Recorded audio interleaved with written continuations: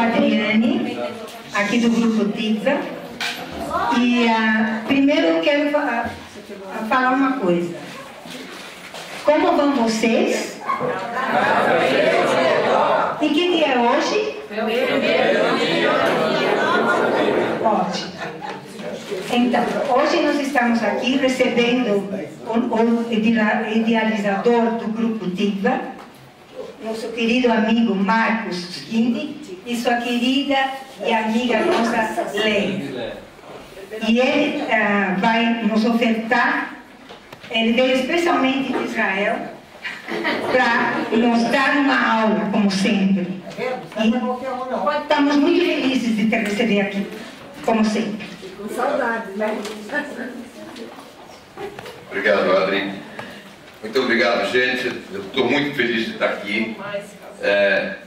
O Grupo Tikva foi a minha casa durante 15 anos, toda terça-feira aqui, e foi o grupo que levantou de volta a autoestima nossa, minha e da minha esposa, nos ajudou a nos recuperarmos como família e ajudou meu filho também a entrar numa maravilhosa recuperação, graças a Deus. Então eu estou muito feliz de estar aqui. Eu não sei quem foi que perdeu aqui na escada um bolinho de dinheiro amarrado com um elástico. Tá, o elástico eu já achei, tá? O elástico eu já achei. Bom. Então, gente, nós vamos conversar hoje um pouquinho sobre codependência. A palestra está sendo filmada pelo nosso amigo Roberto, que pretende colocar no YouTube, de forma que se alguém tem questão de sigilo, antes de fazer uma pergunta, avise para que ele não seja filmado, tá? Então, vamos começar a bater um papo sobre codependência, tá? Era isso aqui? Estou fazendo alguma coisa errada, Roberto? Não, é isso. O que eu tenho que fazer aqui? É aqui, né? Uhum. Tá aí?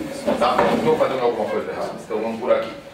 Então nós estamos aqui no Grupo Tikva, Amor Exigente, e para quem não me conhece, meu nome é Marcos Skindi e sou originalmente aqui do grupo. A primeira pergunta que vem a alguém que se envolve com familiar dependente químico por que eu preciso de ajuda? Eu não sou o problemático. Quem tem problema é meu filho, meu marido, minha esposa, meu irmão, meu funcionário. Por que eu preciso de ajuda? Quem precisa de ajuda é ele. E é essa pergunta que vale $1 milhão. Por quê? Na hora que nós soubermos responder isso, nós entramos em recuperação. E quando nós entramos em recuperação, nós podemos ajudar o nosso familiar dependente químico. Eu preciso de ajuda porque eu tenho a sensação que eu falhei, que sou menos capaz que me cercam. Essa é a primeira sensação de quem convive com alguém com problema de dependência. Quando eu falo em dependência, eu falo em dependência de drogas, abuso de drogas, abuso de álcool, mas eu falo também em jogo, dependência de jogo, de sexo, dependência de remédios, de comida, ou seja, há diversos tipos de dependência e quase todas geram nos familiares e no entorno do dependente a sensação que eu falhei, que eu sou menos capaz que os outros. Na casa do meu irmão isso não aconteceu, na casa do meu vizinho isso não aconteceu, meu primo não tem esse problema, eu tenho. O que eu fiz de errado? Essa é uma pergunta comum a quem convive com dependente químico. Eu conheço o problema de quem eu amo, eu só não sei o que fazer. E a gente entra nesse desespero e nessa angústia. Vamos lá, Maria? Em casa e na família, eu sempre atribuo a culpa aos outros. E aí, isso gera conflitos. Agora, deixa eu explicar o que é isso. Aqui é o seguinte, eu tenho um filho dependente químico, por exemplo. A culpa é minha esposa. Você, tá vendo? Porque você é muito liberal, você, tá vendo o que você faz tudo o que o menino quer e não sei o que mais. A esposa me culpa. Você é um ditador em casa, você está sempre dando bronca, você quer ser o ditador, não sei o que. A mãe fala, vocês não souberam educar seu filho. Você vê que eu tenho 3 filhos, não aconteceu nada disso. Mas olha só na casa de vocês, não souberam. Então fica esse conflito de cada um no entorno, atribuir a culpa ao outro e criando conflitos. E eu nunca estou agindo quando eu tenho um dependente químico, eu estou sempre reagindo. Se ele está bem, eu estou ótimo. Se ele, quando eu falo ele, pode ser ela também, tá? Se ele está mal, eu estou péssimo. O familiar de dependente químico nunca está bem ou mal, ele está sempre ótimo ou péssimo. Então a vida dele é uma gangorra terrível, ou uma montanha russa, onde você sobe até os píncaros da glória e você cai lá para o inferno. Então é assim que é a vida do familiar de um dependente químico. Por que eu preciso de ajuda? Vamos em frente. Eu parei de viver por mim e parei de viver e passei a viver em função do dependente químico. Então eu tenho a possibilidade de viajar para a Praia Grande com um casal de amigos que me convidou para a casa deles, mas eu não vou deixar ele sozinho, porque se eu deixar ele sozinho ele vai beber. Ou eu não vou viajar porque se eu deixar ele sozinho ele vai para o jockey jogar. E a gente começa a abrir mão das coisas que nós temos e que nós gostamos para poder cuidar e controlar o dependente químico. Nós passamos a viver em função deles. Eu olho menos para os meus outros filhos, ou para o meu companheiro, ou para minha esposa, ou para o meu irmão, ou até para o meu chefe. Eu passo a ficar olhando para o dependente químico. Ou para o dependente de álcool, ou para o dependente de jogo, ou para o dependente de comida, enfim, para o dependente. E aí o que acontece? É como se ele estivesse em cima da mesa. Imagine uma mesa aqui, grande, um bebê andando, gatinhando em cima da mesa. O que eu faço? Se ele vai para lá, eu corro para tentar segurar ele. Se ele cair, se ele vem para cá, eu corro para cá. Se ele vai para lá, eu corro para lá. E eu estou o tempo inteiro preocupado que ele não caia da mesa. Os outros três que estão brincando aqui no tanquinho de areia e tudo mais, falam, peraí, por que a mamãe só olha para ele? Eu também vou subir em cima da mesa. É essa a sensação dos demais, dos outros filhos, ou dos outros amigos, ou da namorada, ou do esposo, ou da mãe, ou do pai. A gente abandona os demais para nos concentrarmos naquele que é o problemático. Ele acaba virando o centro da vida da casa, toda a casa gira em volta dele e começa a se criar uma situação de ciúmes entre os demais membros da família. Ok? Eu tenho menos atenção à minha casa, eu sou mais relapso no trabalho, ou ao contrário, eu passo a ficar maluco com a minha casa. Isso é muito comum em mulheres, e fazer a casa tem que brilhar, não pode ter nada fora do lugar. No trabalho eu fico até as 10 da noite, 11 da noite, porque eu não quero voltar para casa. Então, ou eu tenho menos atenção, ou eu aumento demais a atenção. Ou eu sou relapso no trabalho, ou eu não abandono o trabalho por nada. Ou seja, de novo, os extremos que eu mencionei antes, em se sentir bem e se sentir mal. Entre as mulheres é muito comum. Eu deixei de me cuidar e me embelezar. Em 15 anos aqui na Amor Exigente, eu dizia que o AE é o maior salão de beleza de São Paulo. Porque a maior parte das mulheres chega aqui abandonada, jogada, mal vestida, não pinta mais o cabelo, abatida, e gradativamente vai começando a se recuperar, vai começando a colocar a sua vida nos eixos, e de repente ela já aparece com batom, com uma sombra, com o cabelo arrumadinho e tudo mais. A gente abandona os cuidados pessoais quando entra dependência de qualquer tipo na nossa família.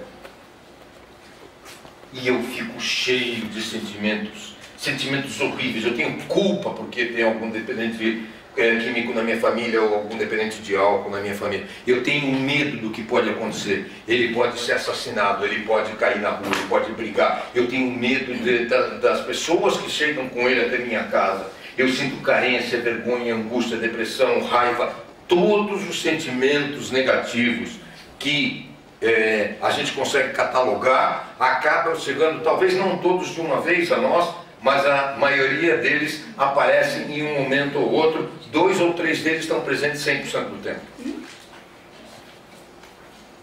Eu passo a ter pena de mim mesmo. Eu fico sentindo que o mundo é incorreto comigo. E isso é uma situação extremamente que diminui a nossa autoestima e afasta as demais pessoas. Ninguém gosta de viver perto de uma pessoa que tem pena de si mesmo. mas é uma característica muito forte em quem convive com alguém em algum tipo de dependência. E eu me comparo aos demais e me sinto inferior, porque na casa do outro tem cooperação, na casa do outro tem alegria, na casa do outro os filhos não brigam um com o outro, ou se brigam é muito pouco, na casa do outro não desaparecem objetos, na casa do outro ninguém levanta a voz. Eu começo a me sentir inferior, porque na minha casa ocorrem coisas que eu não vejo na casa dos outros. E as coisas que ocorrem também, eu costumo vê-las com uma tremenda lente de aumento. Tudo de ruim que ocorre, eu consigo ver de forma ampliada. Tudo de bom que ocorre, eu acho que foi um acaso, não é comum.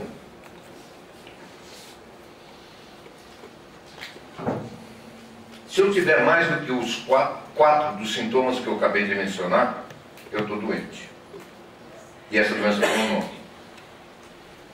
Essa doença é conhecida de familiares de dependentes químicos, de dependentes de álcool, de dependentes de jogo, de dependentes de sexo, dependentes de comida. Ela é uma doença conhecida, ela é uma doença que é tratável, ela é uma doença que eu posso cuidar, porque se eu cuidar de mim, a minha vida vai melhorar. O que quer dizer que a minha vida vai melhorar?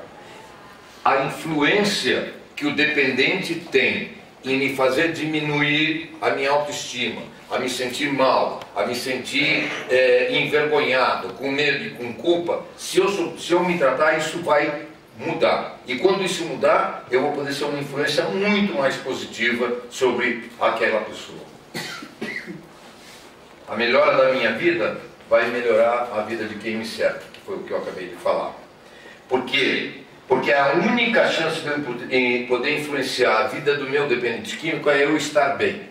E aqui eu gostaria de perguntar se alguém dos nossos colegas aqui já esteve em um circo. Alguém já esteve em um circo? Sim?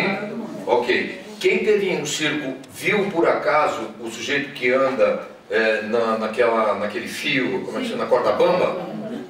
Ele tem ou não tem ajudante? Tem. Tem. Aonde que fica o ajudante?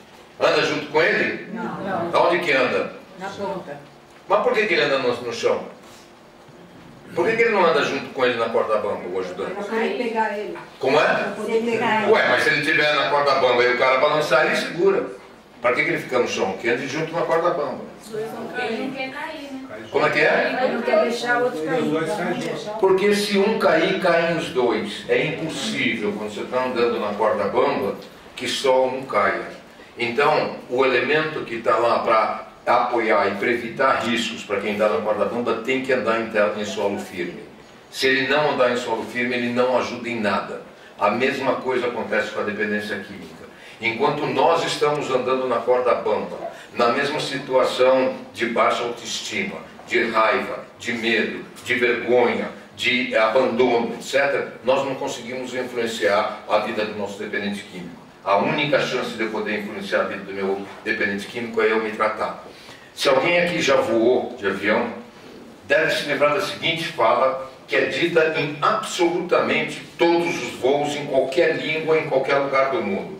Senhoras e senhores passageiros, em caso de descompressão, máscaras cairão automaticamente. Coloque a máscara sobre o seu nariz e sua boca, passe o elástico por trás de sua cabeça e respire normalmente. E aí vem uma frase terrível.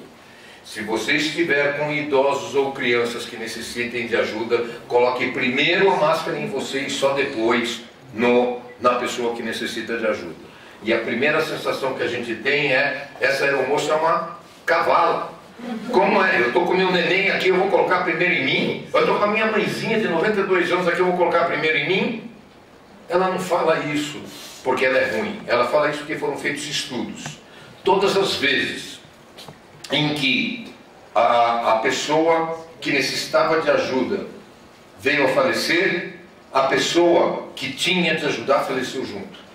Por quê? Porque se não deu tempo de cuidar do outro, não deu tempo de cuidar de si próprio, os dois vão juntos. Mas quando ela cuidou primeiro de si, ela teve a tranquilidade necessária para salvar o outro. E isso é uma coisa provada. E isso vale para nós também na ajuda ao dependente químico. Só se a gente tiver sobre a proteção da nossa máscara, nós vamos conseguir colocar adequadamente a máscara no outro. Bom? Tem que fazer mais um. Bom, então agora você fala, bom, eu entendi. Eu queria ligar para algum lugar e pedir ajuda, só que eu não sei para onde. Eu não sei para onde. Para que número que eu ligo para pedir ajuda? Existe ajuda. A ajuda existe e está disponível. Ela está disponível nos grupos de ajuda mútua. A ajuda está disponível de forma contínua. A ajuda está disponível de forma gratuita. A ajuda está disponível em todos os lugares do Brasil. Amor Exigente praticamente cobre todo o território nacional. Naranon e Alanon cobrem todo o território nacional. A ajuda é sigilosa. Quando você vai a um grupo de Amor Exigente, você pode ter certeza absoluta que o seu caso não será comentado fora das nossas paredes. E você tem que assumir o compromisso que o que você ouve aqui vai ficar aqui. Você também não vai comentar nada lá fora. Porque se você comentar, você vai ser convidado a não voltar. Porque nós mantemos o seu sigilo, mas exigimos que você mantenha o nosso também. A ajuda é eficiente. E, finalmente, aqui ninguém está te julgando. Ninguém aqui vai procurar saber por que o seu filho chegou a isso. Você fez tal coisa? Você deu demais para ele? Você deu de menos para ele? Você trabalhava demais, não tinha tempo para ele? Você não ia trabalhar e ficava o dia inteiro no pé dele? Todos esses julgamentos que a sociedade faz sobre nós, a sociedade faz. Aqui dentro ninguém vai te julgar. Convive com dependente químico. Porque a dependência química talvez não seja uma doença contagiosa. Não é contagiosa mesmo. Mas a dependência química é contagiante. Ela não é contagiosa, mas ela é contagiante. Porque ela vai destruir o bem-estar de todo mundo que circunda esse dependente químico.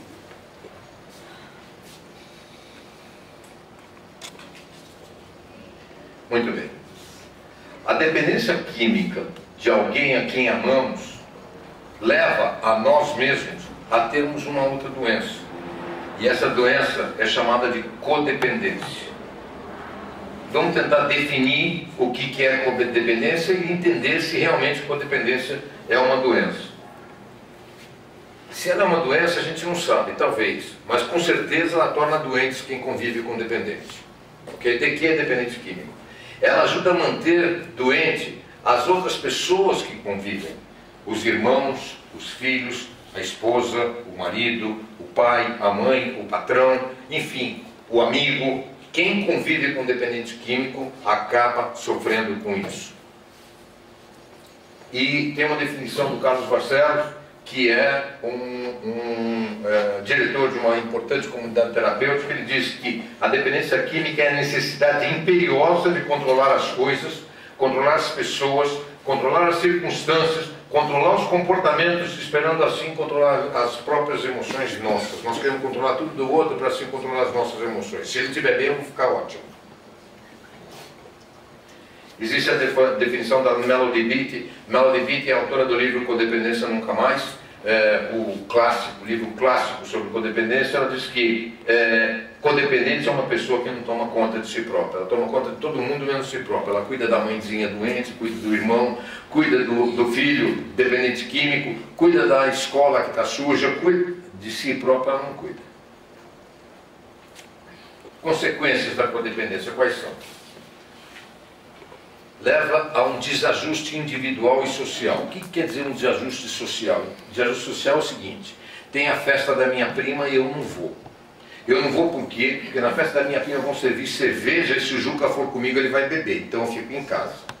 Ah, tem a viagem para o Nordeste. Eu não vou, não vou. Porque se eu for para o Nordeste, a Julinha vai ficar sozinha aqui e eu sei lá o que ela vai aprontar. É melhor ficar aqui para controlar a Julinha. Eu vou perdendo contatos sociais, gradativamente me afastando dos amigos e da família, cada vez sabem menos sobre mim. Desajuste emocional, chora-se muito, tem-se vergonha, se esconde os fatos que ocorrem na nossa família. Enfim, a gente passa a ter um desajuste emocional, incapacidade de comunicação de sentimentos. A gente começa a ter uma distorção na nossa percepção da realidade. O que quer dizer isso? A gente começa a ver coisas que não existem. Por exemplo, não, o Toninho está bebendo demais, mas isso é porque ele perdeu o emprego. Na hora que ele conseguir outro emprego, vai dar tudo certo. Aí o Toninho consegue outro emprego, não, o Toninho está bebendo demais, eu sei que ele conseguiu outro emprego, mas ganha muito pouco, coitado. Ele vê todo mundo ganhando melhor que ele, é isso daí que deixa ele desesperado. Aí aumenta o salário dele, o Toninho está bebendo demais. Mas também, olha só, o filho dele custa uma fortuna, o cara vai para a escola, repetiu o dia 2 vezes, ele sofre muito, ele bebe por causa disso. E a gente vai distorcendo a realidade, a gente vai colocando na realidade fatos que não existem, mas que nos deixam mais tranquilos. A gente começa a ter problemas de adaptar a desequilíbrios, considerar normal determinada situação. Por exemplo, a Lúcia não toma banho. Ela não toma banho. Passou mais um dia, 2 dias, 3 dias, ela não está tomando banho. Não, não é, porque ela não está tomando banho porque, sei lá, ela está com muita coceira. Quando ela toma banho, ela fica com coceira. A gente começa a aceitar os desequilíbrios e aí, coitadinha, a gente vai comprar pomada para ela na farmácia para parar a coceira. E a gente vai fazendo isso, a gente vai se acostumando com desequilíbrios, ou com gritaria em casa, ou com jogar coisas. Nós tivemos aqui no grupo, não sei se vocês se lembram, infelizmente a Clara faleceu, na casa da Clara, o filho dela primeiro roubou os móveis dela e vendeu, num dia que ela foi com o marido ao cinema. Quando ela voltou não tinha móveis em casa. Ela comprou uma televisão, o filho ficou muito bravo que ela não deixou ele assistir o programa que ele queria assistir, ela estava assistindo outro programa, ele pegou um copo e jogou na televisão, quebrou a televisão no 3º dia que ela tinha comprado. E a gente acha que ela não, coitado, ficou muito nervoso. Eu não imaginava que ele ia ficar tão nervoso. Por isso que ele quebrou a televisão. A gente reage, a gente se adapta a esses desequilíbrios. Sim. E a gente cria uma ilusão. Que ilusão? Que nós vamos controlar os sentimentos nossos. Como que nós controlamos os sentimentos nossos? Se a gente controlar o outro. Se o outro ficar bem, nós vamos ficar ótimo. Então nós temos que controlar o outro. As outras pessoas, ou as outras coisas, ou os outros comportamentos. Se a gente controlar aquilo lá, a gente vai ficar bem. A gente não fica bem porque a gente está bem. A gente fica bem porque as coisas ao nosso redor estão de acordo com as nossas expectativas. E se não estão, a gente fica mal. Então, codependência, continuando a explicação. Ela consiste no quê? Ela consiste no ódio, na culpa, numa depressão tremenda, na sensação de rejeição, que as coisas não deram certo na minha família, frustração, ira, zanga. Quando o adicto está em crise, né, fora do nosso controle, fora da nossa manipulação, nós ficamos péssimos. Isso é codependência. E eu não fico péssimo, porque vou dar um exemplo legal. Seu Antônio trabalha há 30 anos na firma XPTO. Né? Depois de 30 anos, o chefe dele chega e fala: seu Antônio, o seu Gilberto, nosso diretor comercial, se aposentou e temos uma nova vaga de diretor comercial. Seu trabalho na empresa sempre foi exemplar. O senhor será nosso novo diretor comercial. Seu salário, que até agora era de R$8.000, vai ser aumentado para 16 mil. O senhor terá um carro da empresa. Suas férias não serão mais de 30 dias, mas sim de 40 dias. E durante as férias, ao invés de lhe pagarmos um salário adicional, nós lhe pagaremos um salário e meio adicional, que é o benefício que nós estamos dando a todos os diretores da empresa. O cara sai feliz da vida. Se o senhor quiser comemorar com a sua família, o senhor pode sair hoje mais cedo, comunicar com a sua família e tudo mais. Ele sai, pega o carro e vai todo feliz para casa. No que ele entra para cá, em casa, a mulher fala: Toninho, você não sabe o que aconteceu. O Juca hoje chegou aqui bêbado, trêbado, machucado. A gente não sabe o que aconteceu com ele. Situação terrível. O cara entra numa depressão terrível. Fica triste, vai para o quarto, meu Deus, o que aconteceu? Ele nem conta para a esposa que ele foi promovido, porque a vida do Juca é mais importante do que está acontecendo para ele. Ou exemplo contrário, o seu Toninho trabalha há 30 anos na empresa, a empresa é a maior fabricante mundial de máquina de escrever. Só que hoje em dia ninguém mais usa máquina de escrever. A empresa tentou fazer manutenção das máquinas antigas, fornecer para museu, qualquer coisa, e ninguém mais compra máquina, não tem mais emprego. Chega para o seu Toninho e fala: seu Toninho, a empresa não tem mais futuro. Infelizmente, apesar de o senhor ter 30 anos de casa, nós temos que demitir o senhor. Pô, mas eu tenho 30 anos de casa, de 64 de idade, quem vai me contratar? Pelo amor de Deus, eu tenho filho dependente químico, você não pode fazer isso comigo, pelo amor de Deus. Nós não temos nenhuma outra alternativa, infelizmente, o senhor está demitido. Ele pega o carro, chega em casa super abatido e tal. Entra em casa, a mulher olha para ele está super abatido. Ela fala, você é abatido? O Juca não está bebendo há 4 dias. Yes, yes! Ele nem conta para ela que foi demitido. Nem conta que foi demitido, porque ele está super feliz que o Juca não está... É isso. É esta situação terrível que nós chamamos de codependência. Nós não vivemos mais a nossa vida. Nossa vida passa a ser um espelho do nosso dependente. Tá? Então, quando o adicto está em crise, fora do nosso controle, da nossa manipulação, nós ficamos péssimos. Quando ele está dentro do nosso controle e aceitando a nossa manipulação, nós estamos ótimos, independente do que está acontecendo ao nosso redor. A família não fala. A família não fala, tem que esconder tudo. Não vai falar para a vovó o que está acontecendo aqui em casa. A vovó não pode saber. Né? Então a família não fala, não sente. Tem poucos toques, não tem contato físico, não confia, tem medo terrível que alguma coisa vaze lá para fora. Aí o nosso dependente químico, Fernando, está internado numa clínica para tratamento. Aí sobe no elevador a mãe do Fernando, junto com o vizinho do terceiro andar. Oi, como vai, Vânia? Tudo bem? Eu não vejo o Fernando há 4 semanas. O que me anda? Está fazendo uma pós-graduação na Inglaterra. Ele ganhou uma bolsa de estudos, está fazendo uma pós-graduação na Inglaterra. De jeito nenhum admitir que tem alguma coisa errada. Teve gritaria outra noite na sua casa, hein? Ouvi uma gritaria tremenda. O que aconteceu? Isso você não pode nem imaginar. A prateleira caiu em cima do pé do meu marido. Ele ficou desesperado, começou a gritar, ficou com medo de que se cortou e tudo mais. Tudo tem que ser escondido. Pois não? Essa é uma das coisas que nós percebemos também na família. Pode falar um pouquinho mais alto? Essa é uma das situações que acontecem com o codependente, eu percebo no caso na família. E a pessoa quer esconder de todo mundo, ele sofre, a família sofre, aquela história do elefante na sala de cristal, né? Todo mundo sabe que ele é um codependente, que ele é um dependente, seja de sexo, droga e tal, e ele quer esconder da família e da comunidade. O mundo inteiro sabe, só que ele acha que não sabe, ele sofre desnecessariamente. No momento em que ele dá essa abertura, ninguém é culpado do filho, da filha, ser droga ou sexo, ele vai viver uma vida muito melhor. Exatamente, você definiu exatamente o que acontece. O elefante está na casa, está quebrando todas as louças, todos os cristais, o bairro inteiro está ouvindo. E aí chega alguém e fala, o que está acontecendo na tua casa? Na minha casa? Não deve ser daqui, deve ser... Não, deve ser da casa do terceiro andar, lá no terceiro andar. Você está confundido. É isso mesmo, é exatamente isso.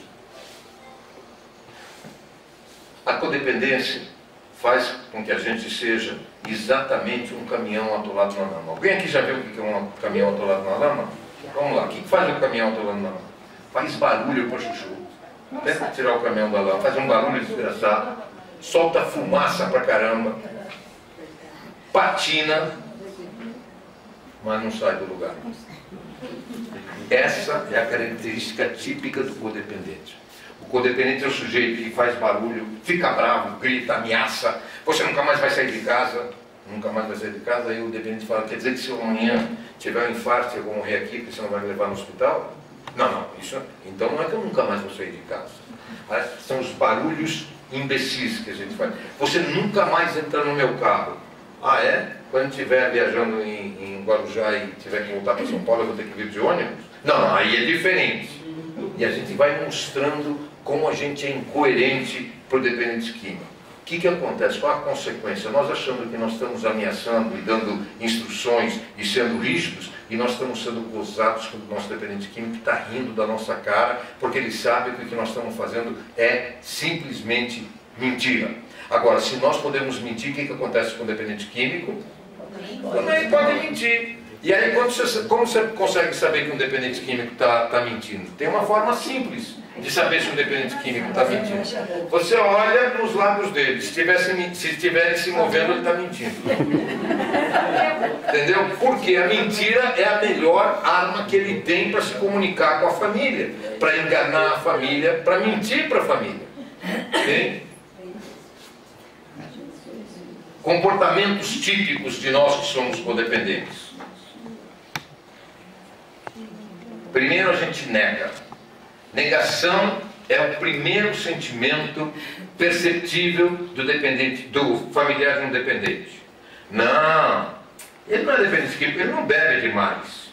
Aí a gente fica, como a gente acredita que ele não bebe demais, que é uma situação passageira, a gente fica esperando que ele seja racional, que ele controle o uso da bebida ou do jogo, ou seja lá do que for, que a gente começa aceitando culpa pelo comportamento dele. A gente fez alguma coisa errada, a gente educou errado, a gente deu demais, não, a gente deu de menos. Não, quando ele tinha 6 anos ele queria uma bola de futebol e a gente deu para ele de vôlei. Ah não, a Mariazinha queria um sapato de verniz e a gente deu para ela uma sandália, é por isso que ela usa droga, né? E a gente vai achando que nós fomos o responsável ou até o indutor pelo comportamento. Foi alguma coisa que nós fizemos que levou o dependente a ser dependente.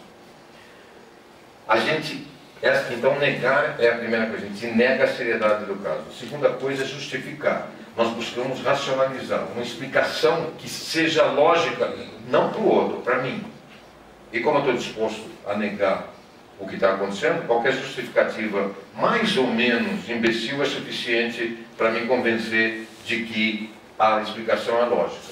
E aí nós começamos a aceitar a racionalização do dependente químico. O trabalho exerce muita pressão sobre ele. Ou então, desde que o pai dele morreu, tudo ficou tão difícil.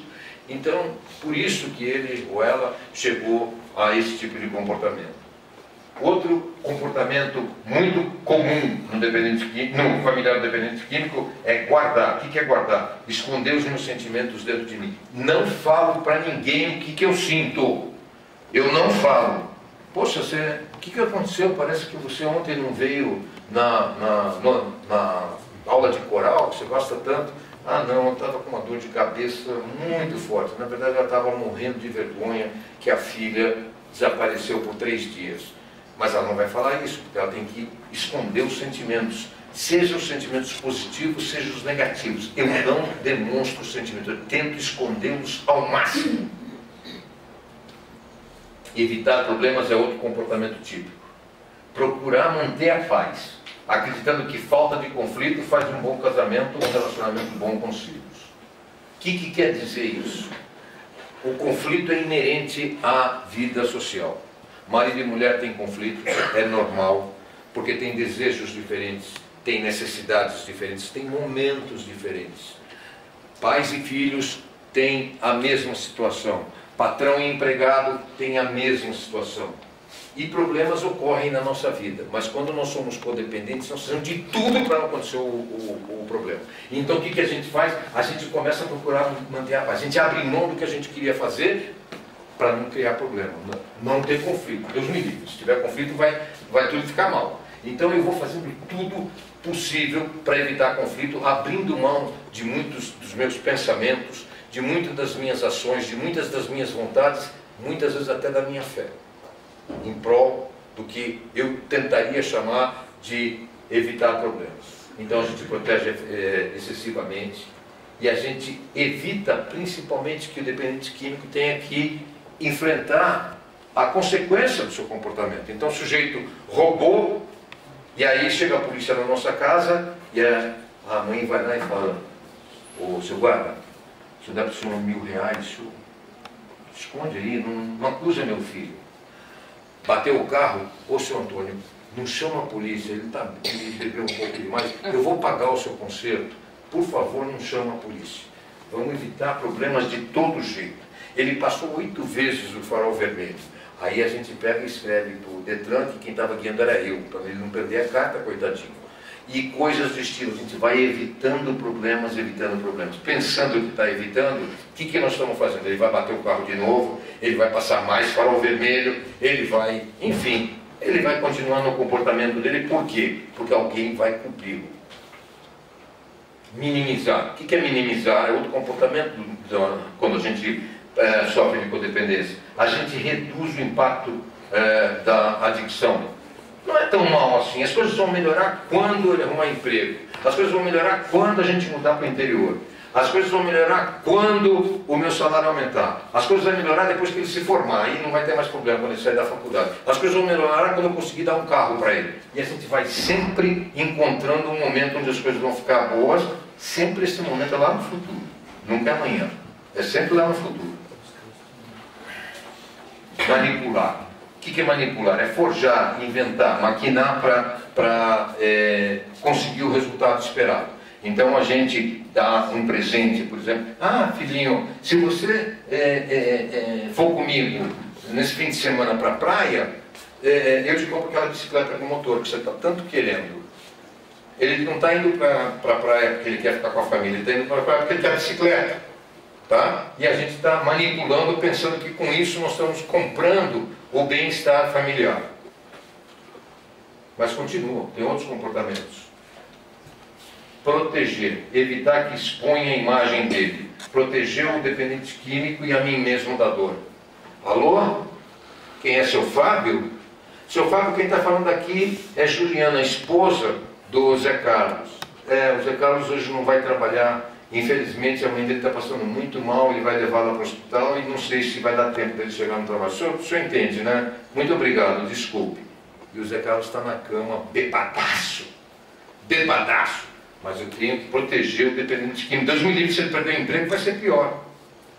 Então, amanhã eu posso beber de novo, porque a minha esposa vai ligar de novo na coisa e vai dizer que minha mãe não melhorou. Ela não melhorou, por isso eu não posso ir hoje também. E eu vou passar a noite no bar. Né? Então a gente vai protegendo. Tranquilizar é reduzir os nossos sentimentos para evitar problemas. Como é que a gente tranquiliza? A gente toma remédio, ou a gente come demais, ou a gente fica no trabalho muito tempo, ou a gente vai fazer compras. Nossa, isso é tão comum entre mulheres, ir para o shopping comprar. Nossa Senhora, acaba todos os problemas. Volta para casa, está com 2 sapatos novos, 3 vestidos, 1 short, 6 sutiãs, 4 calcinhas, 8 meias de nylon, 2 bolsas, um chapéu e chega em casa super feliz. Por quê? Porque ela está tranquila. Aí no dia seguinte chega a conta do cartão de crédito. Opa! Opa! Agora o problema não é só o dependente químico. Agora o problema é o dependente químico e o cartão de crédito. Agora eu tenho que enfrentar meu marido que vai olhar o valor da conta. E a gente vai, pensando em tranquilizar, a gente vai aumentando os nossos problemas. Aumentando. Culpa. Sentir culpado. Ou induzir o dependente químico a se sentir culpado pelo que ele faz. Ou induzir o outro membro da família a se sentir culpado. O marido, a esposa, o outro irmão. Também você não ajuda nada teu irmão. Você está ganhando 6 pau por mês, teu irmão está desempregado, você nunca chegou para ele e perguntou se ele precisa de um dinheiro para o ônibus. Mamãe, eu dei para ele dinheiro para o ônibus 4 vezes, em vez de ele tomar o ônibus para procurar emprego, ele foi comprar droga, mãe, eu não vou dar dinheiro não. Ah, tá vendo? Por isso que ele fuma, por isso que ele cheira cocaína, porque não tem ajuda em casa. Então, é jogar a culpa em si mesmo, no dependente químico ou em outro familiar. Se as coisas que eu estou falando aqui não fazem sentido, pode levantar a mão, só não joga pedra, tá? Mas pode levantar a mão e falar para mim, tá? Ok? Assumir responsabilidade é fazer tarefas que cabem ao dependente químico. Pagar a conta de luz dele, buscar os netos na escola. Não, porque buscar o neto na escola pode ser fora de série, mas imagina você perder o teu emprego porque você tem que ir buscar o neto todo dia, porque o teu dependente químico está muito ocupado no bar para sair e buscar o filho. Ou ele está muito... o dinheiro dele é tão curto que não dá para beber e pagar a conta de luz. Então ele vai só beber. Aí corta a luz e eu vou lá e pago a luz dele. Eu assumo a responsabilidade que não é minha. E ao assumir a responsabilidade que não é minha, eu estou dizendo para ele, pode continuar fazendo o que você estava fazendo, porque alguém vai te bancar. Sentir-se superior. Esse é bárbaro. A gente olha para o dependente químico como um ser humano inferior. É uma criança que não se desenvolveu. Ele cresceu, tem tamanho físico, às vezes tem gordura que nem a minha, né? Às vezes tem cabelo farto assim, como as minhas tranças e tal. O cara é grandão. Alguém aí está rindo. Estão imaginando que não tem cabelo farto aqui nessa cara. Gente, deixa eu só dizer uma coisa. Os meus cabelos são extremamente fartos. Eu fiz 6 operações plásticas para esticar minha testa. E hoje, sim, hoje está começando. Faltam só 2. Minha testa agora está começando aqui na sobrancelha. E quando terminar as próximas 2 cirurgias plásticas, vai terminar na bunda. Bom, então a gente tenta se sentir superior e olhar o dependente químico como uma criança. E quando a gente olha o dependente químico como uma criança, nós damos a ele as responsabilidades que nós daríamos a uma criança, e não a um adulto. E aí nós temos o que... Alguém aqui gosta de futebol? Num campeonato, final de campeonato, termina o jogo, último jogo do campeonato, 1-1. Os 2 times têm o mesmo saldo de gol, os 2 times estão com o mesmo número de pontos, terminou o jogo 1-1. O que acontece? Hã? Prorrogação, mais 30 minutos. Nós fazemos os nossos filhos virarem adolescentes na prorrogação. Ele continua adolescente com 25 anos, com 28 anos, com 31 anos, dependente da nossa casa, comendo na nossa casa, tendo as contas pagas por nós.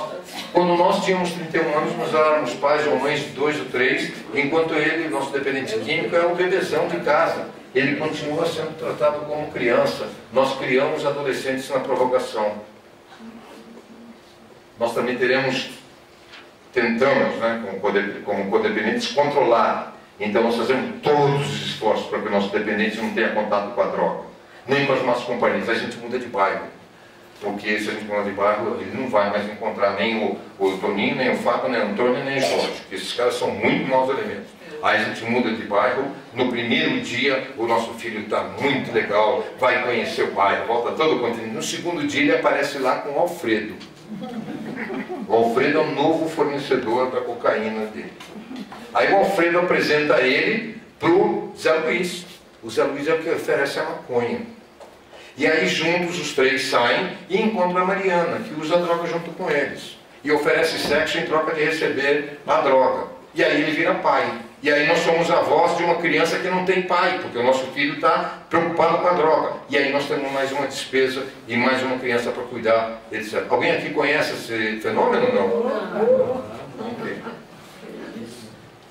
E a gente também tende a aguentar, acreditar que a gente tem que aguentar, porque um dia isso vai passar. Isso é coisa da infância, vai passar, vai passar. E aí a gente tem que aguentar. Proteger, tranquilizar, culpar alguém ou a nós mesmos, assumir responsabilidade, sentir-se superior, controlar e aguentar, são outros comportamentos típicos de... A gente adia a busca da solução. Deus vai cuidar. Eu vou para a igreja, eu vou rezar, eu vou para a sinagoga, eu vou rezar, eu vou para a mesquita, eu vou rezar. Deus vai ajudar. Aí eu vou falar com o rabino, eu vou falar com o padre, eu vou falar com o moazino, eu vou falar com o pastor, e ele fala, a situação não está boa, você precisa procurar ajuda. O senhor não entende, o senhor é padre, o senhor nunca casou, o senhor não sabe o que é filho. E aí a gente continua esperando, porque o cara que nos deu o conselho dele não é aceito. Quando o conselho não é aceito, a gente sempre tem uma desculpa lógica para não aceitar o conselho. A desculpa é muito lógica. O padre não casou. O rabino nunca teve problema com o filho. O pastor, ele está só se dedicando à igreja. Ele não sabe o que é o mundo aqui fora. E aí a gente continua esperando a solução que um dia vai chegar. Resumindo em poucas palavras, o que é codependente?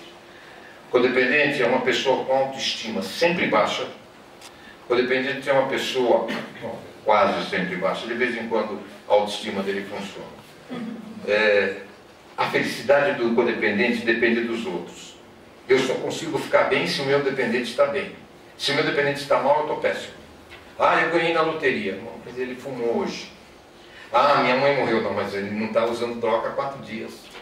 E é assim, a gente encontra desculpas estúpidas, mas que para nós são lógicas. Nossa felicidade depende dos outros. Nós nos sentimos responsáveis pelo outro e temos que fazer pelo outro a parte que ele não faz por si próprio. Nós somos vítimas. Alguma coisa deu errado na minha casa. Nós somos vítimas da sociedade, vítimas da educação atual, vítima do programa de televisão, vítima do professor que mandou ele embora da escola, vítima do patrão que não aceitou o atraso dele. Nós somos vítimas. Nós somos vítimas pessoais. Nós somos cegos sobre o nosso psicoemocional. Nós não conseguimos ver que nós estamos sofrendo. Nossa capacidade de enxergar nosso sofrimento é próxima de zero. Todo mundo vê que a gente está mal, menos nós mesmos. E a gente ainda aparece com um sorriso. E todo mundo vê que esse sorriso não é sorriso, é desespero. Mas a gente acha que a gente está enganando todo mundo. Nós somos contemporizadores. O que é isso? Nós ficamos esperando, que foi aqui a última frase do slide anterior, a gente fica esperando que as coisas vão passar, e se não passar, pelo menos vão melhorar. E a gente é muito dado a segredo. Muito dado a segredo. A gente não conta nada que está acontecendo em casa. Nada. Esconde, a mulher esconde do marido, os dois escondem dos seus pais, todos escondem dos irmãos, dos professores, do vizinho, do zelador. E quando o zelador descobre, olha, por Deus, você não fala nada para ninguém. Ó, aqui, ó, 50 pau, vai tomar uma cervejinha, mas por favor, não comenta o que você viu. Né? Então, vamos lá. Codependente é caracterizado pelo instável desequilíbrio. Olha aqui, olha, essa frase eu acho maravilhosa.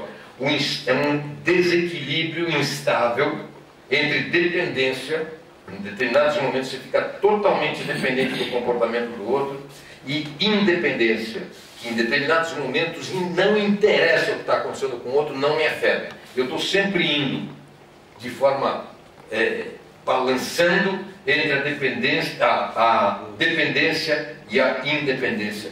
Nunca ocorre um fator saudável que se chama interdependência. Nós temos ou dependência ou independência, mas nós não criamos com os nossos familiares e com o nosso dependente químico, com os nossos vizinhos, etc., fatores de interdependência, que é basicamente o que faz uma sociedade saudável. Agora vamos falar um pouquinho de família. Nós temos muita dificuldade de definir família. Tem duas definições básicas de família. A primeira definição são laços de sangue. O que quer dizer laços de sangue? Pai tem laço de sangue, filho, irmão, tio, avô, isso é laço de sangue, isso forma uma família. Existe outra definição de família, que são os laços causados por casamento, os chamados laços legais. Por exemplo, esposa, não tem laço de sangue comigo, mas é minha família. Ela tem um laço legal, nós casamos, tem um status legal. Cunhado, sogro, sobrinho, esses relacionamentos são relacionamentos não sanguíneos, mas sim definidos por casamento, e isso é chamado de família. Essa é a definição clássica de família quando não existe problemas de drogas, de comportamentos anormais, de abusos dentro da família. Mas quando existe, nós vamos redefinir família. E vamos redefinir agora como nós aqui no Amor Exigente definimos família. Para a gente sair da codependência, nós vamos redefinir família como um conjunto de elementos que cooperam entre si para uma vida melhor. Esse é o tipo de família que nós buscamos para sair da codependência. Eu sujei a louça, talvez meu filho possa lavar. Eu estou atrasado, talvez minha filha possa ir ao supermercado comprar para mim. Mas, numa família com dependência química, e aliás não só com dependência química, muitas vezes também com deficiência educacional e força dos pais. Filho, acabou o papel higiênico, dá um pulo por favor no supermercado, compra para mim um rolo de papel higiênico. Tudo eu! Tudo eu! Caramba, tudo eu! Não tem outra para ir? Peraí, você usou papel... Então faz o seguinte, o papel higiênico que está lá no teu banheiro, traz aqui para o meu. Ah não, é o último rolo. Nossos dependentes químicos e nossos filhos abusivos também, ainda que não dependentes químicos, costumam não cooperar. Eles são apenas usuários dos serviços oferecidos. Papel higiênico nasce lá no porta-rolo. Roupa suja, você joga no chão e existe um processo chamado autolimpeza, que a roupa suja sai do chão, vai andando sozinha até a máquina de lavar, recebe o sabão e é lavada, sai sozinha e se pendura num varal, Lá em Israel. sai do varal, é passada e dobrada por forças do além e aparecerá dobradinha dentro do armário, certo? A comida que eu fiz, eu não comprei o feijão, eu não comprei o óleo, eu não comprei a panela, eu não paguei o gás, eu não fiquei lá misturando a comida enquanto eu estava preparando, eu não cortei a cebolinha para dar um pouquinho de sabor, eu não tirei do fogo antes de queimar, eu não coloquei na mesa, ela apareceu no prato. Ela apareceu no prato. E aí a gente fala, por favor, dá para você lavar o prato que eu estou cansado? Você não faz nada, você não faz nada, eu tenho que lavar o prato, pô. É ou não é? Isso acontece ou não acontece? Alguém já viu isso daí ou só eu que vejo isso? Hã? Conjunto de elementos que cooperam entre si para uma vida melhor. Na hora que nós realmente acreditarmos que isso é família, nós vamos começar a sair um pouco da nossa codependência e vamos começar a criar uma família funcional. Porque enquanto nós não temos isso, e nós temos aquela questão de independência ou de dependência, nós temos uma família disfuncional. Como é que faz o processo de recuperação? Como a gente sai da dependência química para uma vida mais saudável? Nós temos que fazer o que se chama desligamento emocional. E aí aparece o primeiro grande problema de quem aparece no grupo nas primeiras sessões.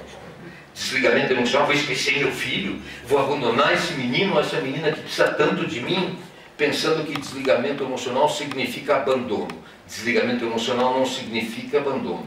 Vamos deixar bem claro o que é desligamento emocional. É importante que vocês entendam este conceito, talvez é um dos conceitos fundamentais desse bate-papo.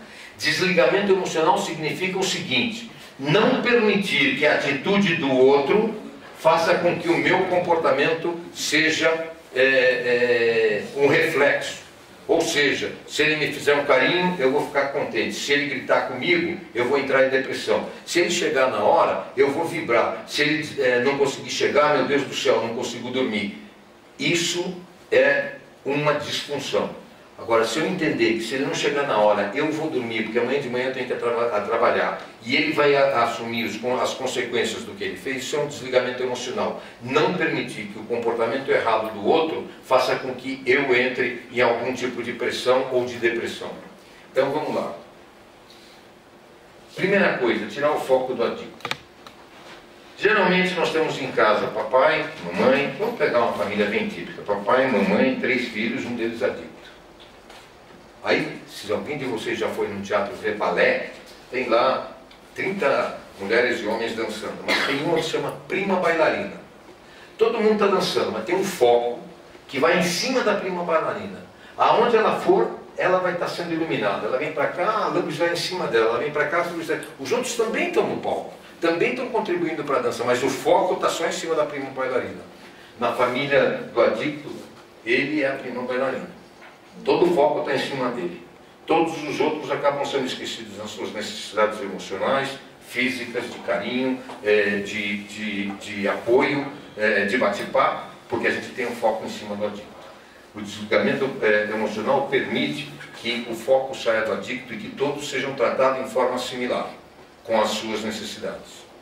O desligamento emocional vai fazer com que a gente pare de manipular. Ah, se você fizer isso, eu te faço aquilo. Ah, não vou te fazer porque você fez aquilo. Esse tipo de coisa é manipulação.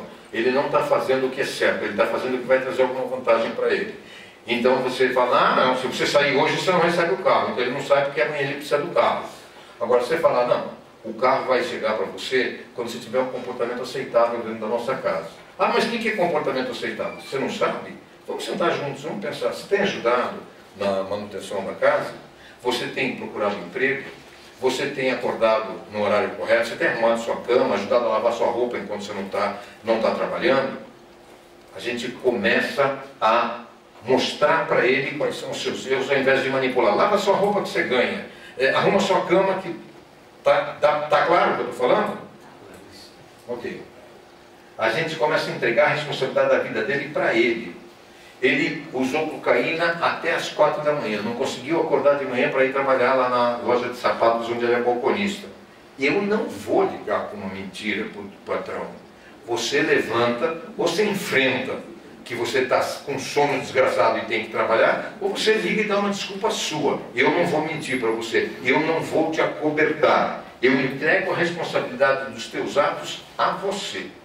Isso é sair da codependência. Não é punir, não é punir, é transformá-lo em responsável. Acabei de falar a palavra punir. Não punir a si mesmo pelo erro dos outros. Se desligar do problema, mas não do adicto. A gente não se desliga do indivíduo, a gente se desliga do problema dele. O problema está bebendo, o problema é dele. As consequências da bebida são: eu amo você, eu vou cuidar de você. Se você estiver doente, eu vou te trazer um remédio. Se você não estiver doente, eu não vou te trazer comida na cama. Eu vou cuidar de você, eu gosto de você. Eu não suporto o que você está fazendo. Os teus comportamentos eu não aceito. Eu aceito você, mas não os teus comportamentos. E isso é um desligamento emocional puro e não punitivo. Aí, por que é importante a gente desligar? É importante porque é desperdício de tempo e energia. Só destrói a nossa paz de espírito enquanto a gente não se desliga do problema, não do adicto. Desligar do problema, não do nosso familiar. A gente para de se magoar pelas coisas que ele diz ou pelas coisas que ele faz. Na hora que a gente se desliga, isso já não vai tocar na gente emocionalmente. Nós aceitamos o ser humano, mas não aceitamos o comportamento. Ele fez o comportamento errado, que pena. Eu não vou dar cobertura ao comportamento errado. Eu não vou dar justificativa ao comportamento errado. Eu também não vou pagar pelo comportamento errado dele. Ele vai ter que assumir. E eu não vou me magoar por causa disso. Isso é desligamento emocional. A gente não faz por ele o que ele tem que fazer sozinho, porque se a gente faz por ele o que ele deveria fazer sozinho, a gente também está ajudando a diminuir a autoestima dele. A gente está dizendo para ele: escuta aqui, Pedrinho, você não é capaz, cara. Eu estou fazendo isso porque você é incapaz de fazer. A gente não está falando isso com palavras, a gente está falando isso com atitudes. Com atitude a gente está dizendo para ele: você é incapaz. E nós estamos aumentando o problema emocional que ele já tem. Porque ele, quando foi recorrer ao uso abusivo de drogas, ele o fez porque tinha alguma situação que o incomodava. E que a droga trazia um determinado alívio. O álcool trazia um determinado alívio. O jogo trazia um determinado alívio. O sexo abusivo trazia um determinado alívio. Na hora que a gente faz por ele o que ele deveria fazer sozinho, nós estamos dando a ele responsabilidade e maturidade. Ou seja, estamos contribuindo para ele recuperar a autoestima dele. No início é muito difícil, porque o dependente químico vai achar que está sendo abandonado. Mas gradativamente ele vai agradecer por isso. Vai demorar algum tempo. Você precisa ser forte para fazer isso. Porque vai demorar um tempo. Ele não vai ver isso no primeiro momento, mas ele vai acabar vendo. Uma grande ajuda é não interferir. Deixar os comportamentos dele gerarem as consequências necessárias. Não interferir. É um comportamento importante. Lembrar que você não tem controle sobre o dependente químico. Você, quando se desliga do problema, você, muitas vezes, pode fazer com que o problema se resolva sozinho, porque ele tem que tomar conta disso. Vamos lá? E não evitar as crises. Crise é parte do problema. A gente cresce nas crises. Quem está no amor exigente sabe que um dos nossos 12 princípios é o princípio da crise. Primeiro você vai tomar atitude, quando você tomar atitude vai ter uma crise. A tomada de atitude envolve uma preparação para a crise. Quem está no amor exigente, quem lê a nossa literatura, aprende isso bastante. Se você ainda não chegou lá, você chegará, não se preocupe, o grupo vai te ajudar nisso. O que não é desligamento? Não é ficar em silêncio, como se nada estivesse ocorrendo. Não é procurar distração em excesso. Eu vou para o cinema, para o teatro, para a viagem, para o baile, para passear no... Não, isso não é desligamento, isso é fuga, não é desligamento. Não é colocar uma parede isolando o adicto, o que ele faz não me interessa, é problema dele. Isso também não é desligamento emocional. Não é mostrar desinteresse, não é abandono. O desligamento bem feito traz vantagens. Quais são as vantagens? Evitar ser atraído por crises provocadas pelo adicto. Se ele provocar a crise, é ele que vai enfrentar e não nós. E também nós reconhecemos que a única força que pode detê-lo é a pressão que ele sente quando a família para de reagir. De repente ele está fazendo as coisas e nós não estamos mais reagindo. E aí ele não está sob controle.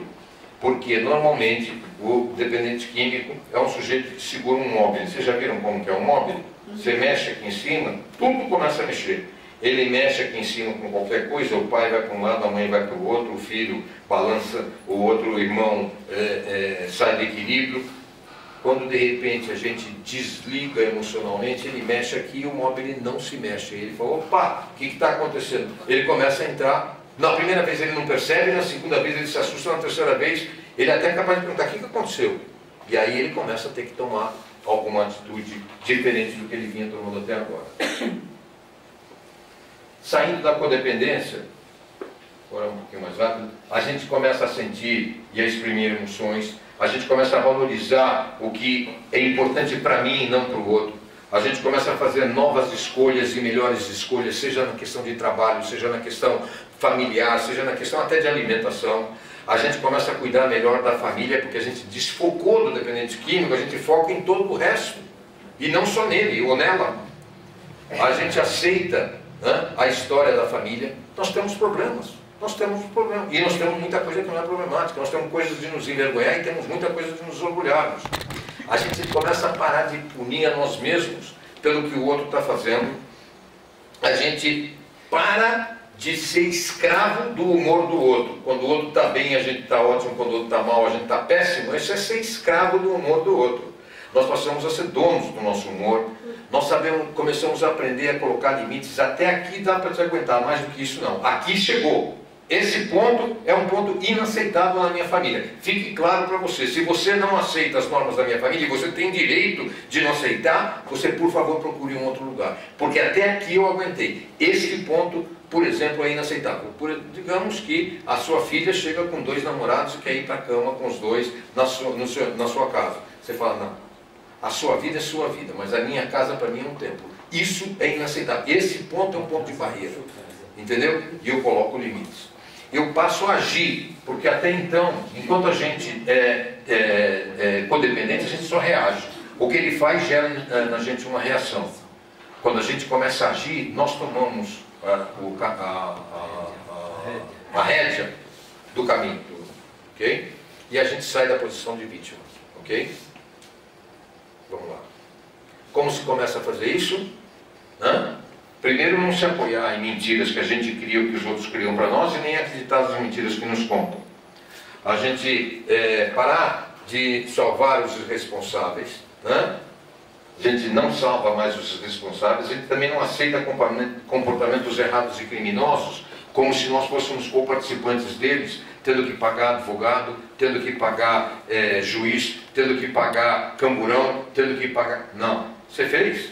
Em frente. O problema é seu. Eu vou te visitar na cadeia, não tem problema nenhum, mas não vou te tirar.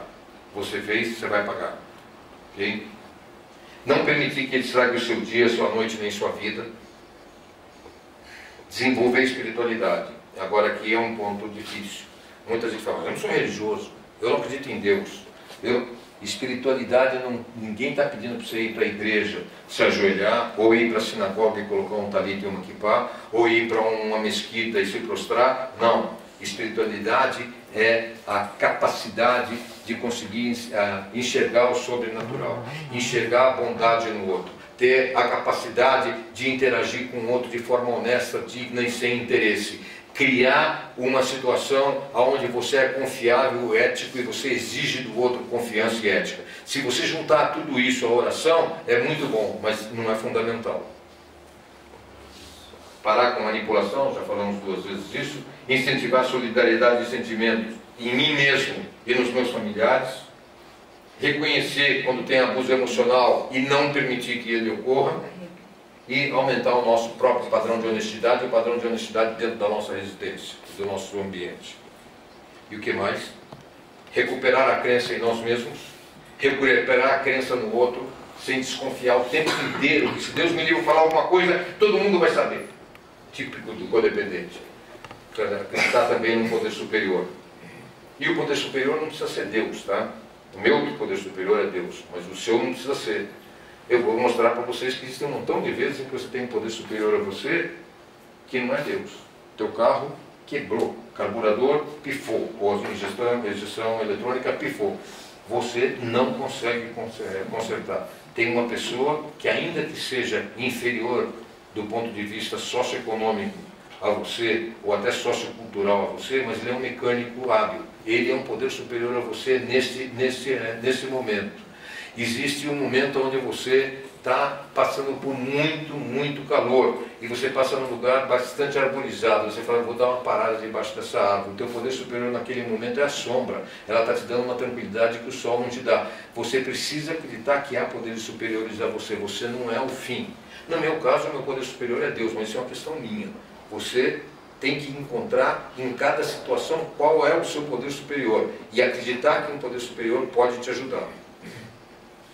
Não buscar desculpas para o dependente químico. Evita a sua frustração, porque se talvez você procura uma desculpa para ele, para você está justificando, para ele você está dando a oportunidade de voltar a fazer o mesmo comportamento. Não se julgar ou não se punir por erros seus do passado. Se você errou, e você deve ter errado, eu também errei, todos nós erramos, a gente pode consertar. Se nós somos pessoas responsáveis, nós temos que consertar e não ficar chorando pelos erros que já fizemos no passado. Não se julgar, né? Assumir responsabilidades e atribuir responsabilidades, porque nós somos ótimos em assumir, péssimos em atribuir responsabilidades. Parar de fazer pelo outro. Nós podemos ajudar ao outro, fazer para o outro, mas não pelo outro, no lugar dele. Parar de sentir que tudo que o dependente está fazendo é para nos ferir. Muitas vezes ele está ferindo a si próprio, e a gente está achando que ele está fazendo para nos ferir. Aprender um pouco sobre droga. O que é a droga de uso? Ele usa álcool demais? Por que ele usa álcool? Quais são as características do uso de álcool? O cara que usa álcool, ele vai ficar um cara mais calmo ou vai ficar mais violento? Ele vai ter mais sono ou menos sono? Ele vai ter... Como é que funciona depois da primeira e segunda dose e como funciona depois da quinta ou oitava dose? Ah, não, ele usa cocaína. A cocaína vai fazer ele ficar muito desperto e muito excitado, ou vai ser uma coisa que vai deixar ele um pouco mais calmo? E a maconha, como vai funcionar? Como vai funcionar a heroína? O que é essa droga? Quais são as consequências físicas? Quais são as consequências emocionais? O tipo de dependência que ela cria é uma dependência química ou é uma dependência psicológica? Buscar, aprender e entender o que está acontecendo com o nosso dependente. E passar a ter uma relação adulta, sem facilitar. Eu tenho responsabilidades como adulto, você também tem. Buscar eliminar sentimentos negativos, raiva, medo, angústia, todos aqueles que nós falamos no terceiro slide, lá atrás. Que sentimentos negativos são esses? Ansiedade, tensão, culpa, raiva, vontade de vingança, vergonha, insônia. Todos esses sentimentos nós falamos lá atrás. E mudar principalmente a forma de comunicação. É um novo patamar de tolerância. Nós vamos mudar a forma de comunicação. Sem acusações, sem repreensões desnecessárias. Um novo patamar de tolerância. Ao invés de controlar, nós vamos criar confiança mútua. Eu confio que você vai fazer tal coisa. Se você não fizer, haverá restrições e eventualmente até consequências, porque você traiu a minha confiança. Não porque você não fez o que eu queria, você traiu a minha confiança. É muito diferente. Criar e aceitar que outros também têm escolhas. As escolhas deles podem ser diferentes das nossas. Inclusive, uma das escolhas pode ser permanecer na droga e viver esse tipo de vida. Passar a usar eu sinto que, ao invés de você. E aqui eu quero trazer um exemplo. Vamos lá. Parar de interpretar pensamentos. Mudar de... Quando você fica bravo, eu entro na defensiva. Olha só, eu digo para o cara, quando você fica bravo, eu entro na defensiva. Será que ele consegue entender o que é isso? Olha o que é mudar a forma de falar. Passar a usar uma outra forma de falar. Quando você franze a testa e esmurra a mesa, eu sinto medo. Eu acho que você vai me agredir. Olha só, opa, um pouquinho. Olha só o que significa esta frase e o que significa esta frase. As duas estão falando a mesma coisa. Quando você fica bravo, ele não sabe o que é ficar bravo. Ou ele pode não saber. Mas quando você franze a testa e esmurra a mesa, está muito claro o que eu quero dizer. Eu entro na defensiva, ele pode não entender o que é, mas quando eu digo eu sinto medo, eu acho que você vai me agredir, fica claro. Então mudar para uma comunicação mais clara, mais evidente e não com uma forma que você próprio não entenderia se ele falasse isso para você. O processo de recuperação é gradual, você não vai se recuperar em um momento da sua codependência. Ele exige que você se conscientize que tem um problema, Uma vez conscientizado, você tem que aceitar que esse problema é tratável e, finalmente, você precisa aceitar fazer mudanças. Ok? Conclusões. Experiências, todas as experiências que cada um de nós vive, é necessária e é valiosa. Nós vamos sempre ter avanços e retrocessos. Não pensem que é uma linha reta a luta para sair da codependência e para ajudar o nosso dependente químico. Não é uma linha reta. Ela é uma linha, ela é contínua, mas ela não é reta. Você vai subir, cair. Muitas vezes você vai cair a um ponto mais alto do que você estava um mês atrás, mas vai ser mais baixo do que você estava ontem.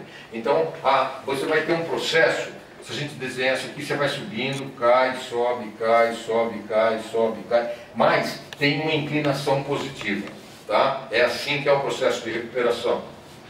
Você tem que aprender que você tem escolhas. E ele também tem que aprender que ele tem escolha, ou ela. Ok? Elaborar novas formas de vida, começar a visitar amigos, a recuperar amizades perdidas, a praticar um hobby que você sempre se sentiu atraído ou atraída e que não está fazendo. Elaborar novas formas de vida. Mudar a sua forma de reagir, aceitar mais os problemas existem e eles, muitos deles são insolúveis, muitos deles são solúveis, vamos enfrentar, né? Focalizar em si mesmo em vez de focalizar no dependente químico e ter esperança em vez de expectativa. Isso aqui é outra vez uma interrupção para entender esses dois conceitos. Eu tenho esperança que um dia eu vou ganhar na loteria.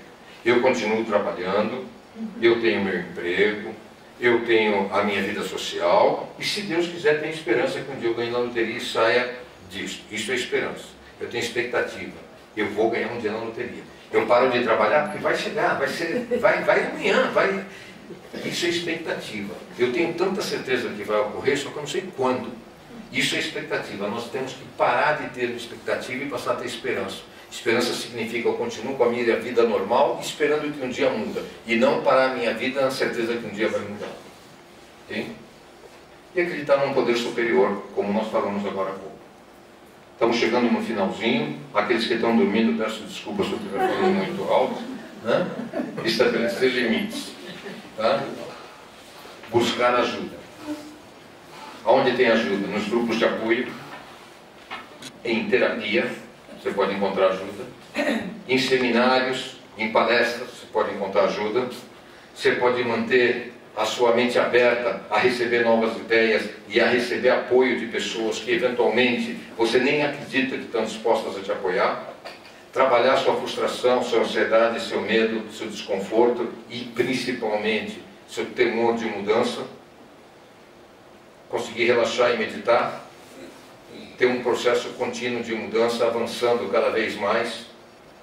Praticar os 12 passos do Alcoólicos Anônimos ou os 12 princípios do amor exigente.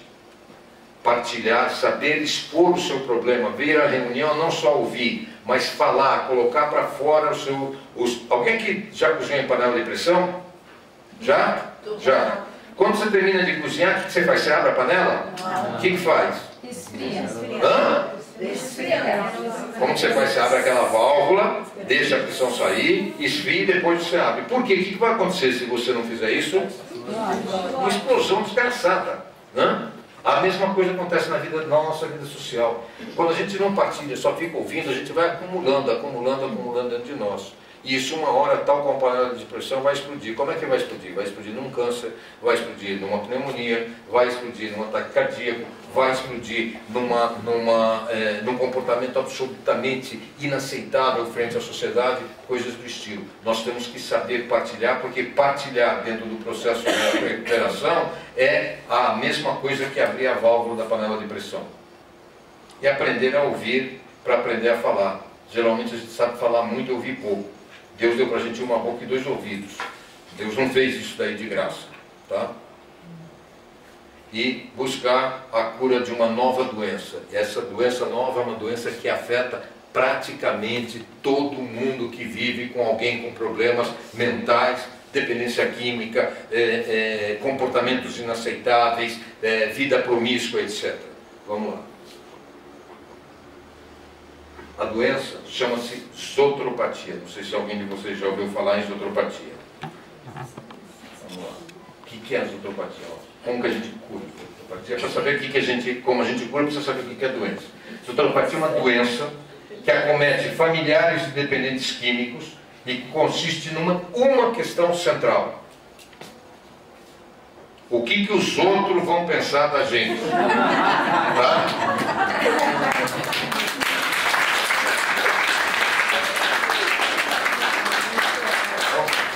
Fugir da zotropatia é fundamental. O que os outros vão pensar da gente é problema dos outros, não é problema nosso. Vamos perder a zotropatia. Por favor. Quase que anoto. E agora é a hora de buscar ajuda. Opa, eu acho que pulou um. Não pulou um, não? É, aqui. Agora você sabe o caminho. Agora é hora de buscar ajuda. Quero agradecer a vocês aqui no Grupo Tikvah por terem me convidado. Quero agradecer a minha esposa por aceitar essa missão e estar aqui comigo. Agradecer a vocês pela atenção. É hora de buscar ajuda. Eu sou Marcos, aí vocês têm meu telefone e WhatsApp. Se alguém quiser se comunicar comigo, muito obrigado por terem me ouvido.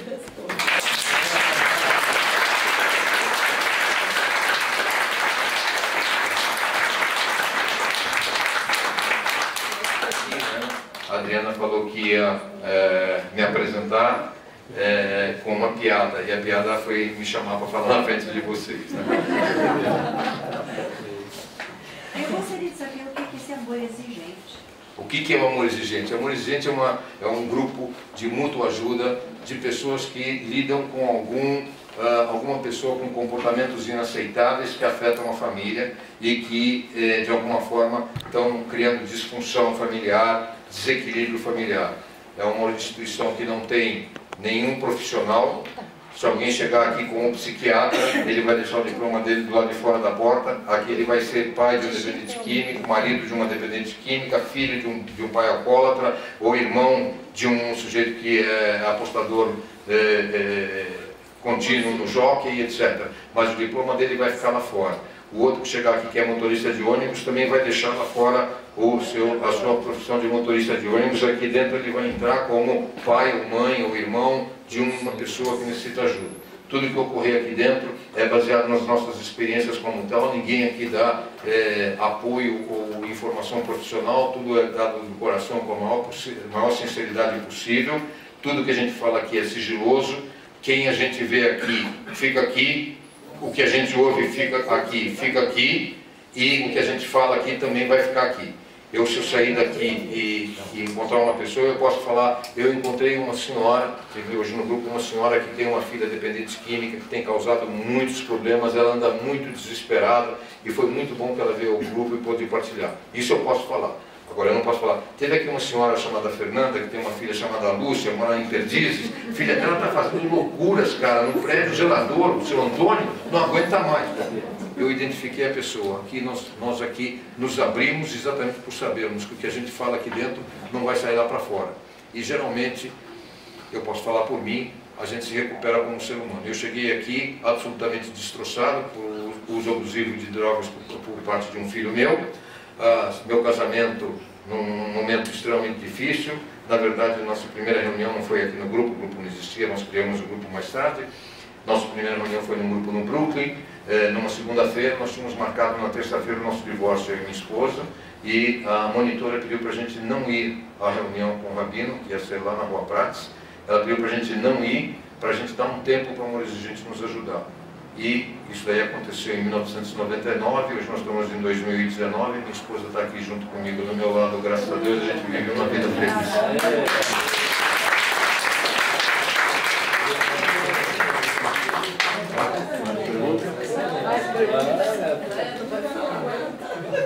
Estou pedindo para você falar alguma coisa. Ela vai falar mentiroso. Fala, velho. Fala, velho. Em primeiro lugar, queria agradecer a todo mundo por vir aqui. O amor exigente mudou a nossa vida. É verdade, foi muito difícil lidar com a dependência química. Nós achávamos que nós éramos vítimas do mundo. e como isso foi acontecer na minha casa. E hoje, graças a Deus, meu filho agradece por a gente ter vindo no Amor Exigente. O que é uma coisa muito difícil de reconhecer. E ele sabe que ele está em recuperação porque nós fomos firmes. Até hoje eu sou considerada, né? A megeste, a megeste. É dois pontos numa reta. Eu estou em sua defesa. Não, mas eu acho que a gente precisa ter firmeza, tem que ter estrutura. Não adianta a gente vir, ouvir e não fazer nada. Cada um tem seu tempo. Eu reconheço que tem gente que vem aqui, parece os bobões que não vai acontecer nada. Quando você menos espera, chega aí uma vez e fala: já internei meu sobrinho, já está tudo bem, já isso, já aquilo, né? É na vitória. E tem aquele que chega no grupo e acha que aqui é um monte de loucos, porque na família dele a coisa é muito mais simples. Todo mundo aqui fala de coisas terríveis. Meu filho nunca foi preso, nunca teve um traficante na minha porta. Lá só tem loucos. E aí, 6 meses depois, ela vem aqui porque o traficante disse que se não pagar a dívida vai matar o filho. Aí ela aparece aqui de novo porque não entende que o problema é contínuo e progressivo, né? Tem mais uma coisa que a Léa não falou, mas o nosso filho, que era dependente químico em uso e hoje é um dependente químico em recuperação, limpo já há um bom número de anos, cerca de 10 anos, né, mais ou menos ele está limpo, graças a Deus. Depois de sair da dependência química, da vida na rua, de ficar fazendo malabarismo pela rua para arrumar dinheiro e tudo mais, hoje ele é um engenheiro de computação muito respeitado em Israel. Hoje, por acaso, eu conversei com ele há cerca de 4 ou 5 horas atrás. Ele acaba de receber um telefonema da Microsoft oferecendo para ele um emprego com um salário bem mais alto, que ele recusou, porque ele está muito satisfeito onde ele está. É um engenheiro sênior, muito respeitado na empresa. E quando eu cheguei no Amor Exigente, nos primeiros 3, 4 anos de Amor Exigente, eu tinha certeza absoluta que não tinha mais recuperação. Eu estava no Amor Exigente para eu e minha mulher conseguirmos viver uma vida normal, apesar do meu filho. Tinha uma moça aqui, monitora desse grupo, chamada Ana Vitória, que desde o primeiro dia disse: o Davi vai se recuperar. Acredite que o Davi vai recuperar. E eu achava que a Ana Vitória era uma louca, sonhadora, e está aí. Graças a Deus, eu espero que cada um de vocês possa um dia chegar aqui na frente e falar o que eu estou falando do meu filho, que me enche de orgulho. É um funcionário exemplar na empresa, um salário, graças a Deus, muito significativo para Israel, ele mora em Israel. Está se formando na Universidade Ptohá, que é considerada a universidade mais difícil de Israel. E está aí, a gente está tendo os frutos de ter frequentado esse grupo aí e ter recebido o apoio que vocês deram para a gente. E além de ser essa maravilha toda, te deu 3 netos lindos, não? Também é verdade, ele me deu 3 netos maravilhosos, 2 dos quais, inclusive, são excepcionais na inteligência. Um deles está fazendo um curso especial de matemática para crianças gênio, que Israel oferece, e o outro está começando um curso tem 12 anos, está começando um curso de mecânica para ser encaminhado para engenharia mecânica em função das habilidades dele com a matemática e com o raciocínio mecânico. Então, dos 3, tem uma vagabunda também. Tem 10 anos, tem 10 anos de idade, não faz lição, não copia. A única coisa que ela gosta é de matemática, é para competir com os 2 irmãos. O resto não faz nada. E os 2 maiores, que um de 15 e um de 12, filhos desse meu neto Davi. Filhos do meu filho Davi, netos nossos, presentes de Deus para a gente. Muito obrigado.